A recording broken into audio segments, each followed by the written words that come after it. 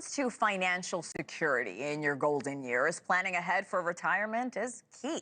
A new study now says that in order to comfortably retire in these 15 states, which include Arizona, Hawaii, Massachusetts, you will need at least $1 million in savings, if not more, to pull it off to help get your plans in order. Here to break it all down for us, Bobbi Rebell, certified financial planner and personal finance expert at cardrates.com. Always great to see you, Bobbi. Good morning. I have to tell you, this topic, I was telling our stage manager here, brings me a lot of anxiety. So when we look at the top 5 most expensive places, California, here in New York, Alaska, some of these might not be surprising. Hawaii is the most expensive. Why is that? And does that mean it's a bad idea to retire in Hawaii? Because it looks like paradise to me. Well, it depends on your budget, Hena. I mean, Hawaii looks beautiful. Who among us wouldn't dream of retiring there? But look at that. It's $2.2 million. That's double the $1 million that you started talking about. I mean, Hawaii has the highest cost of living in the nation. The reality is that most goods and things that you get in Hawaii have to come in. They're islands. They have to come in from somewhere else. So it gets really expensive.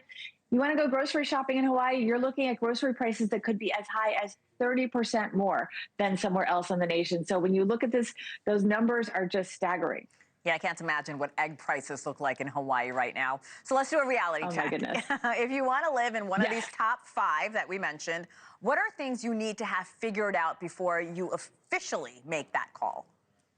Yeah, well, you want to look at your numbers very carefully and understand where you are on that income scale and where you're going to be going forward, because when we plan for things, let's say we plan for a home, we know what our nest egg is. We know what the number is. Even with kids, yes, kids are incredibly expensive, but in theory, if we do a good job, eventually they'll get off the payroll. But with retirement, it's really hard to know what that span is going to be. We don't know how long we're going to live, and we don't know in what condition. We don't know what our healthcare expenses will be. We don't know what our investments will necessarily do. So it can be very tricky. So it's important to meet with a financial planner and understand, because it is a personal thing, and you need to know your own numbers, not just these numbers that people throw out, and can be kind of scary. It is scary. It's like I said, I get anxiety. So on the flip side, there are some that are affordable and popular. West Virginia, which is beautiful. New Mexico, also great option.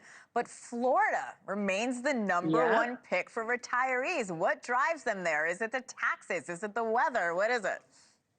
Well, you are right on target. And I will tell you, I recently moved to Florida. I am far from retired, but one of the attractions to the great state of Florida is the fact that we do not have state income taxes.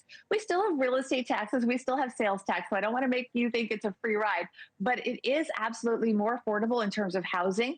A state like Florida has great healthcare options. So that is something to think about. We have beautiful weather. I'm looking outside my window past the camera right now, and it is beautiful and sunny. And I have palm trees in my yard.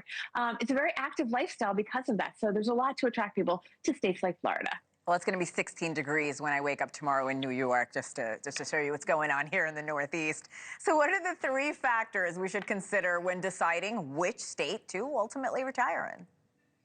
Well, one of the big things, and we've already mentioned this, is taxes, because taxes do take a big bite out of your budget. So you want to not only think about the income taxes, which, yes, some states don't have state income taxes, but there's also things like sales tax and real estate tax. And I want to make a note about real estate tax. Understand how much they can change, because some states have no limit to how much they can go up. But a state like Florida, for example, if you have what's called a homestead exemption, you can actually cap how much those real estate taxes go up each year. And that can help you in predicting how much you're going to need in terms of your retirement. Also think about the cost of your everyday life. We talked about Hawaii, 30% more for groceries. That is something you absolutely want to be factoring in. And then healthcare, not only availability, but the cost of healthcare and what it's going to cost as you get older, because you may have much higher medical bills than you anticipated and that you had when you were younger. That's a really good point. Let's say you want to make sure your savings are set so you can retire wherever you want in the country. Outside of your employer's 401k, what are some other accounts that we should be focused on? Absolutely. Well, yes. 401k is absolutely important. Make sure you get that matching dollar, every matching dollar you can first, but also think about things like your IRA, your Roth IRA, and make sure you're saving consistently as much as 15%.